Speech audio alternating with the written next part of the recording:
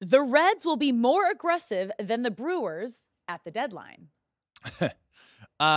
So both of these teams are neck and neck at the top of the NL Central. Yep. Reds will be more aggressive. I have to say yes there. One, I'll go based on track record, and track record with the Reds, there isn't one. I mean, but the track record with the Brewers were sitting in this exact same position last year, towards the top of the division, at the top of the division at the trade deadline. And the conversation became, they just need hitting. What can they do to bolster their offensive lineup at the trade deadline? And you know what they did? They traded away the best closer in baseball, and that's it. Sick.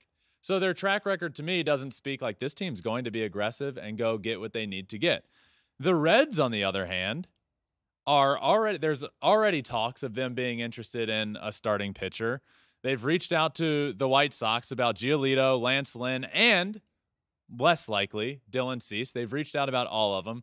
They just called up their stud out of AAA. A guy, when we talked about Elly De La Cruz getting called up months ago, I called for both of them to get called up. Elly De La Cruz and Christian Encarnacion-Strand, who has been down there since. He has not yet got called up, and he finally did. Sunday night, got the call up. This guy in AAA is hitting .331 with 20 homers, 62 RBIs, and an OPS north of 1,000.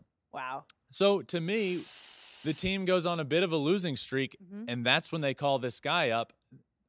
The Reds are all in on this season. And I'm not saying all in like they're willing to trade like their biggest guys for the biggest possible get, but they're all in on winning this division. I believe more in what the Reds will do at the deadline than the Brewers.